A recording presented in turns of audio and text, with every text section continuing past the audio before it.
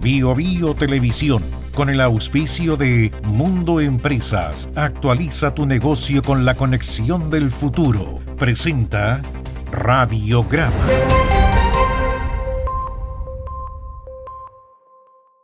Tu negocio en manos expertas, con la fibra más premiada de Latinoamérica. Conversemos en el 600 9100 200 o en tumundo.cl/empresas. Actualiza tu negocio con la conexión del futuro.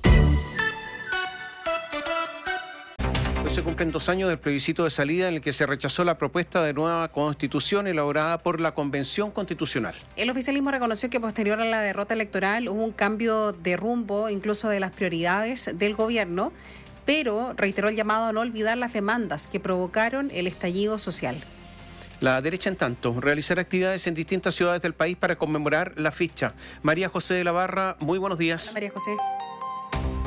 ¿Cómo están? Muy buenos días. Fue hace 2 años exactos que el país puso a prueba, midió electoralmente si quería o no una nueva constitución. El proyecto de la Convención Constitucional de Elisa Loncón y Jaime Baza fue plebiscitado con una participación histórica de más de 13 millones de personas y fue rechazado, por ende, con el 61,86% de los votos. Esto no solo marcó un hito a nivel país, sino que también generó un cambio en 180 grados en el proyecto original de gobierno del presidente Gabriel Boric, en el programa de Apruebo Dignidad. Fue el mismo mandatario que, posterior a conocerse el resultado, realizó un mensaje en cadena nacional en el cual aseguró que los chilenos exigieron trabajar con más diálogo y con más respeto hacia una propuesta que nos interprete a todos. Allí reconoció algo que había sido esta crítica por el maximalismo político y dijo que tanto el maximalismo como la violencia y la intolerancia con quien piensa distinto deben quedar a un lado. No solo fue este mensaje una especie de crítica que realiza el presidente luego del proceso constitucional, sino que 2 días después se realizó un cambio de gabinete. El primero del presidente Gabriel Boric, que permitió materializar un cambio de rumbo del Ejecutivo. Salió, por ejemplo, Isquiasiches del Ministerio del Interior, se dejó a Carolina Toá en el cargo que permanece hasta hoy. Recordemos que también se decidió mover a Giorgio Jackson desde la Secretaría General de la Presidencia al Ministerio de Desarrollo Social y Familia, que fueron 2 de los principales cambios políticos que se realizan luego del rechazo del 4 de septiembre. El oficialismo señaló en su momento que esto había sido un golpe duro para las ideas de quienes quieren construir un país desde la justicia social y la inclusión, pero otros como Gaspar Domínguez, recordémoslo, un ex convencional constituyente, aseguró que la gente había castigado al presidente votando rechazo. Pero la alianza del gobierno reconoció que esto era un debilitamiento completo a sus ideas y es en esa línea que, por ejemplo, ideas como la condonación del CAE quedaron a un lado y comenzó a implementarse un discurso mucho más fuerte en materia de seguridad. La diputada del Frente Amplio, Lorena Fríes, llamó a separar lo que es el proyecto rechazado hace ya 2 años de las demandas sociales que motivaron, por ejemplo, el denominado estallido social. Que hay que separar el proyecto Frente Amplio del proyecto constitucional. Ahora, sí hay elementos que son además nortes por los que luchamos. Los derechos sociales, las reformas estructurales que tienen que ver con salud, con pensiones, siguen siendo bases mínimas para nosotros para poder avanzar en una sociedad más justa socialmente y con equidad territorial. En representación de Socialismo Democrático, que podríamos decir es una coalición que estaba en la segunda línea, pero pasó de lleno a la primera línea posterior al rechazo del 4 de septiembre, por ende se vio fortalecida de la administración Boric, la senadora Paulina Bodanovich dijo que el hecho de haber rechazado 2 procesos constitucionales tienen que llamar al país a la reflexión. Junto con ello, sostuvo que hay puntos del programa original de gobierno que sí se han abordado, por ejemplo, relativos al tema de la salud, como el copago cero, entre otros, y también hay otros aspectos que hubo que incorporar o modificar a raíz del rechazo del 4 de septiembre. Las propuestas que el gobierno impulsó en su programa creo que se han ido cumpliendo en materia de seguridad, algo que el gobierno no consideró probablemente en su programa, está en el centro de las decisiones y de las políticas públicas. En definitiva, es posible ir cumpliendo con las expectativas de la ciudadanía, aun cuando no se haya consagrado este Estado social y democrático de derecho a nivel constitucional, que era la aspiración que todos teníamos en su momento.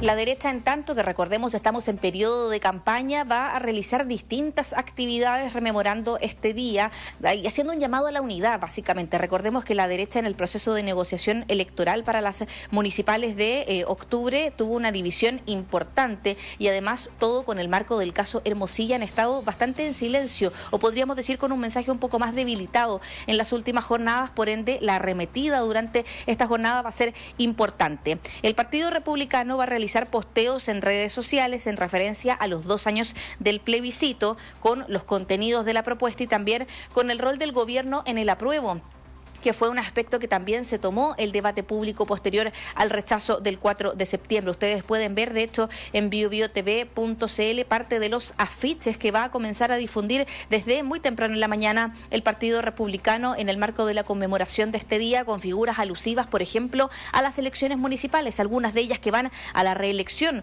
como la alcaldesa de Viña del Mar, Macarena Ripamonti, el alcalde de Maipú, Tomás Bodanovich, lo mismo con la jefa comunal de Santiago, Iracy Hasler, entre otros alcaldes, alcaldesas, y también el gobernador metropolitano Claudio Orrego. Es parte de la arremetida que va a realizar el Partido Republicano y que explicó en conversación con la radio el presidente del Partido Republicano, Arturo Esquella. Tienen precisamente como propósito el recordarle a los chilenos que el octubrismo, lejos de lo que se piensa, está presente todavía. Y en la elección del 26 y 27 de octubre se va a generar una disyuntiva bastante clara. Los que están a favor de esa lógica ideológica de destrucción, de valorar o validar la violencia y todo lo que significó el octubrismo, o quienes creemos hay que recuperar Chile, y estamos trabajando precisamente para eso. Chile Vamos, en tanto, tendrá actividades a lo largo del país. Ya ha comenzado a realizar algunas de ellas, por ejemplo, las directivas de los partidos de Chile Vamos, la UDI, Renovación Nacional y Evópoli, ya realizaron una declaración conjunta en la iglesia San Francisco de Borja, recordémoslo, en calle Carabineros, en pleno centro de Santiago, una iglesia que fue vandalizada, incendiada en el marco del denominado estallido social, y es ahí donde realizaron el punto político para que lo que ellos han denominado como las ideas del octubrismo comiencen a cesar. También realizó una comunicación grabada en video hace unos minutos nada más la alcaldesa de Providencia, Evelyn Matei, presidenciable del sector, quien realizó una reflexión y un llamado a la unidad en el marco de esta conmemoración de los 2 años del rechazo.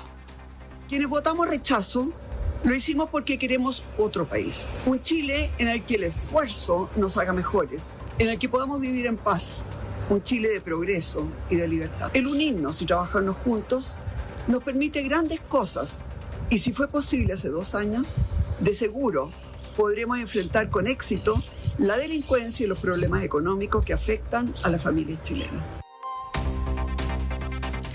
A 2 años entonces del rechazo de la primera propuesta constitucional, de la Convención Constitucional, se pueden sacar muchas conclusiones. En un inicio, el cambio de discurso del Ejecutivo, que en un inicio estaba esperando, estaba básicamente a la espera de lo que pasara con este plebiscito de salida para ver cómo seguía el curso del gobierno, y se vio que las prioridades del Ejecutivo cambiaron, relativas sobre todo a la seguridad. Por otra parte, podríamos hablar de lo que está pasando con la derecha, que en ese proceso se unió desde representantes de la exconcertación, amarillos, demócratas, el Partido de la Gente, hasta el Partido Republicano, bajo la consigna del rechazo, y que hoy muchos de ellos están tensionados entre sí por lo que dejó la negociación municipal. De hecho, en esa misma línea escuchábamos el llamado de la alcaldesa de Providencia, Evelyn Matei, a la unidad de las fuerzas de la oposición. Si pudimos hace 2 años, podemos ahora. Y otro punto que también ha sido muy cuestionado es respecto a la presidencia que tuvo el Ejecutivo, o si se inmiscuyeron o no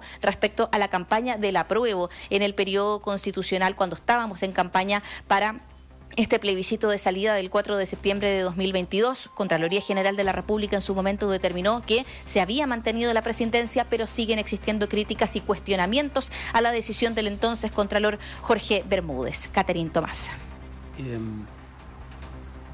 Yo diría 2 o 3 cosas. Lo primero, hay 2 sectores políticos que tienen un plan para el país que no conversa, que son totalmente distintos. 2, conversaciones se pueden producir en la medida que esos planes se pueden aplicar progresivamente, y por lo tanto puede haber una negociación, pero en definitiva lo que quiere es totalmente distinto. 3, es evidente que no todo sigue igual después del 4 de septiembre, no solamente porque el gobierno perdió un plebiscito en el que se jugó absolutamente del presidente de la República para abajo, sino que hay partidos políticos que sufren las consecuencias. Yo diría el socialismo democrático, la democracia cristiana, que estuvieron por el apruebo. 4, 5. No todo sigue igual, porque a la Constitución vigente se le bajaron los quórums de modificación, y con respecto a las leyes orgánicas constitucionales quedaron para modificarse con quórum simple, mayoría simple. Por lo tanto, yo diría que hay una mucho mayor fragilidad constitucional desde el punto de vista de la estabilidad hoy que antes. Y ese es un tema que en algún momento va a surgir y yo diría va a provocar consecuencias.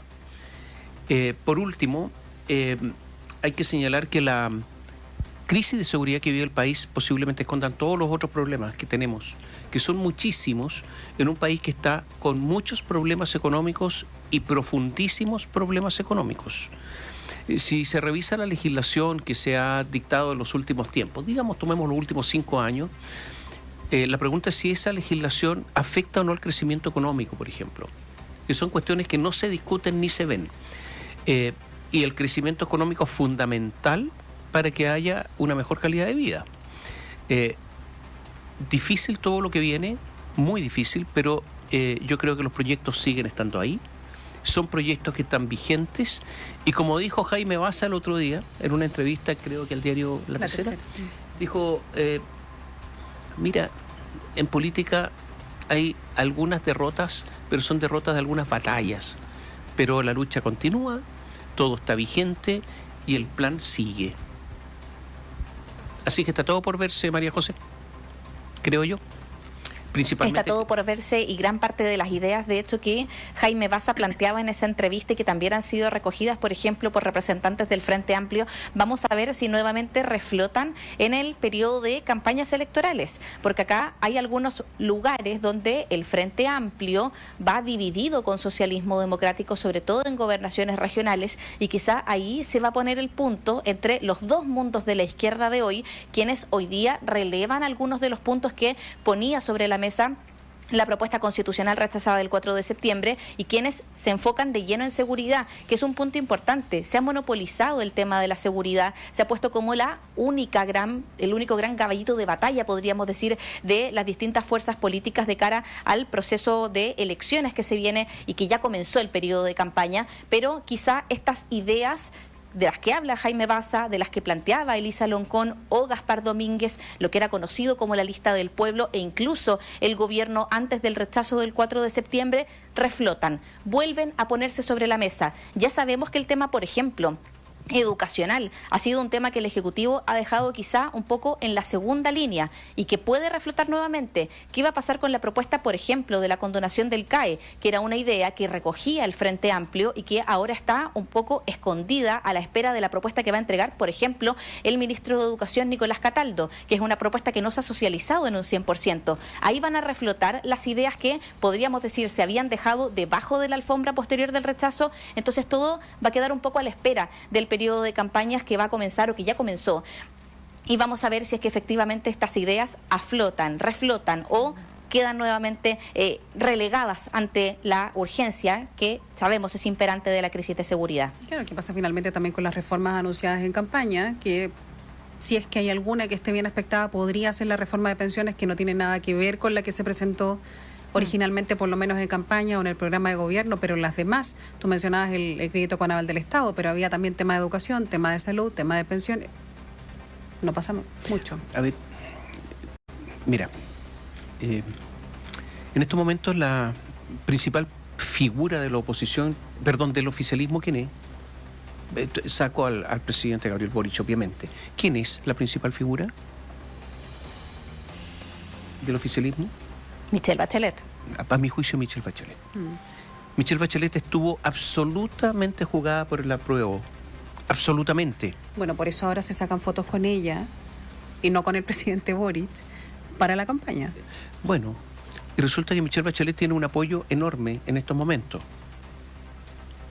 El país está dividido.